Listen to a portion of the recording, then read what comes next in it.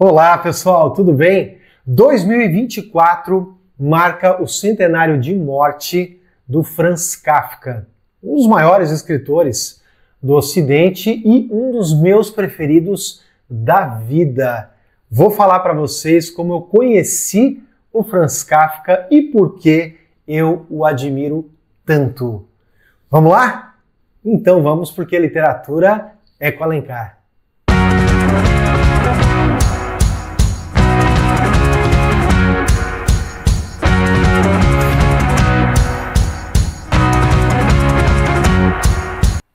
Quando eu estava na graduação, faz tempo, viu?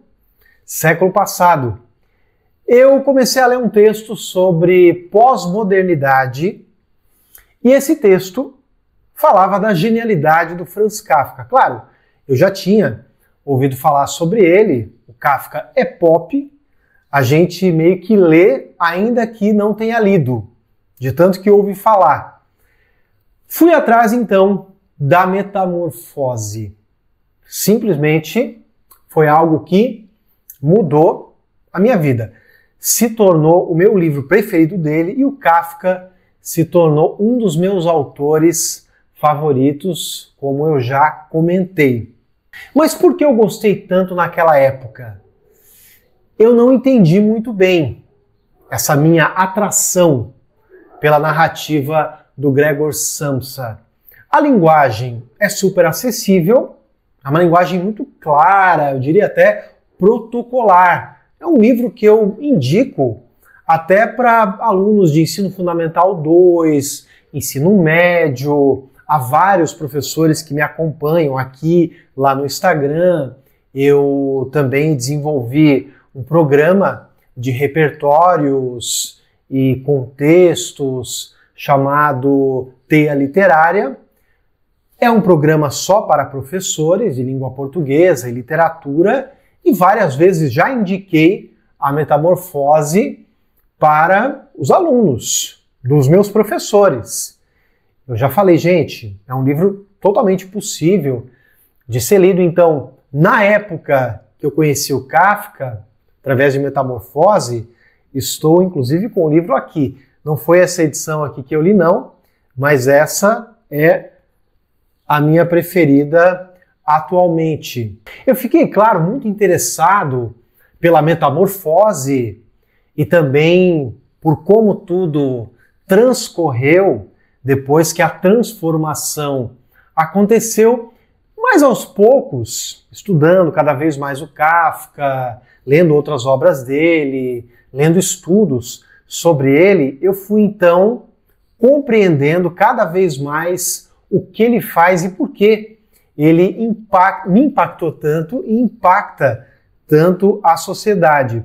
Muito embora a linguagem seja tão acessível, essa linguagem clara e simples constrói uma tensão em relação a muito do que acontece no livro. Então, é um livro tenso. Já é algo para chamar a nossa atenção, porque olha só, vejam que acontece uma metamorfose terrível. Um homem se transforma em inseto, e se transforma mesmo. O próprio foco narrativo contribui para essa concretude da metamorfose. Está narrado em terceira pessoa. Se fosse em primeira, o próprio Gregor Samsa, o narrador, talvez o leitor poderia pensar que é impressão dele, na verdade ele está sonhando, algo nesse sentido, mas é em terceira pessoa. Então alguém de fora, um narrador de fora, está dizendo que realmente ele virou um inseto monstruoso e as pessoas em torno dele também o enxergam assim. Então isso de fato aconteceu, vejam vocês. Agora, apesar do narrador ser em terceira pessoa, ele não é distante da personagem. Modesto Caroni, o tradutor genial de Franz Kafka no Brasil, diz que é como se o Gregor tivesse uma câmera na cabeça. O narrador, ele está ali colado ao inseto. Nós conseguimos ver aquilo que o inseto vê.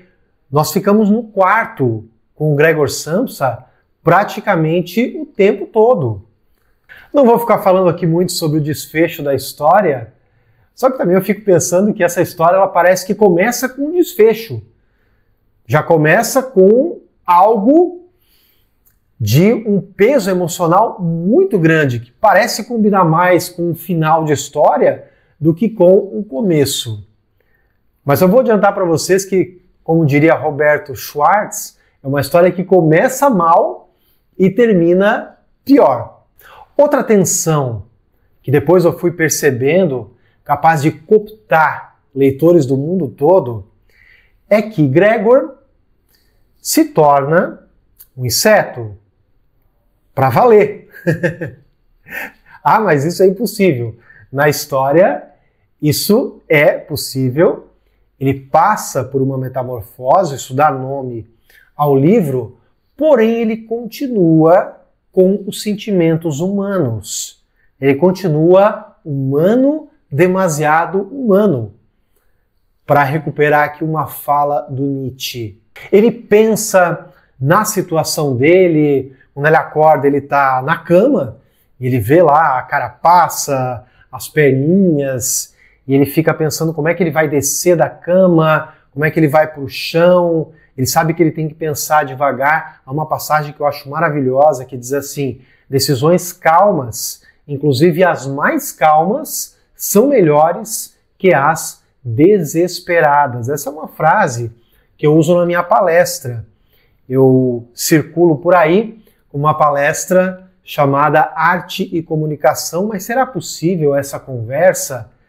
E eu cito o Kafka, outros escritores também. Quer dizer, ele está ali imaginando como é que vai ser a vida dele dali em diante. Ele tem impressões acerca da família dele, que, claro, não o aceita e vai abandonando cada vez mais aquele ser horripilante que é o Gregor. Contudo, nós temos a impressão de que o mais humano na narrativa é ele.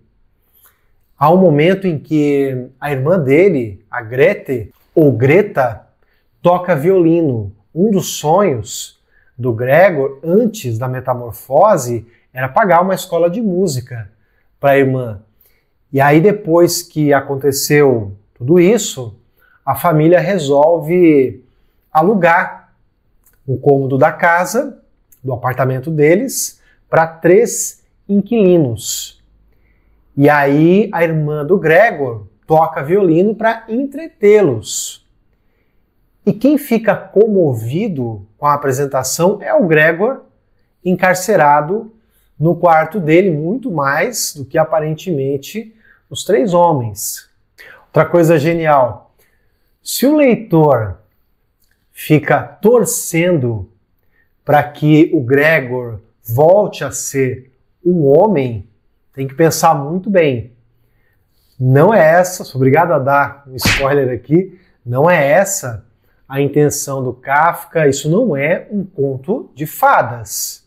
Pode até retomar os contos de fadas, o Príncipe Sapo, você pode até se lembrar disso. Aliás, o Kafka era um leitor dessas histórias exemplares, tradicionais, só que aqui ocorre uma reviravolta, é um texto muito moderno, eu diria até contemporâneo. A contemporaneidade tem essa característica mesmo de retomada daquilo que é clássico, parodiando. Mas o que será que ele quer dizer com tudo isso? O que será que nós podemos imaginar a partir dessa metamorfose, dessa monstruosidade toda da história? Tantas coisas. Podemos pensar, por exemplo, na própria relação familiar do Kafka, a relação conflituosa com o pai dele. Isso também vai aparecer aqui na Metamorfose. Vocês podem ler Carta ao Pai, um texto maravilhoso do Kafka. Enfim, eu admirei quando li e fui admirando cada vez mais à medida que eu fui relendo e tendo novas compreensões, percebendo novas possibilidades. E também eu fico muito admirado quando um artista consegue expressar tanta coisa de forma tão sucinta.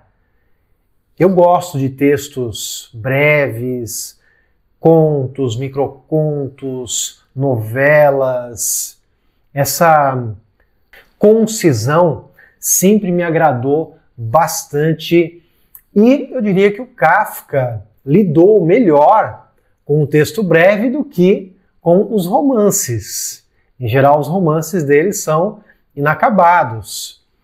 O Processo, o Castelo... Claro, não preciso dizer que ele deixou marcas profundas em mim e em muita gente, inclusive em grandes nomes da literatura universal, como Camus, Gabriel Garcia Marques, Saramago. Ele mudou os rumos da literatura, da cultura pop. Ele se tornou até um adjetivo kafkiano. Isso acontece mesmo com quem é clássico. O Ítalo Calvino fala isso em seu conhecido livro Por que Ler os Clássicos. O escritor clássico é aquele que deixa marcas na sociedade. Valeu, gente. Um abraço. Até a próxima.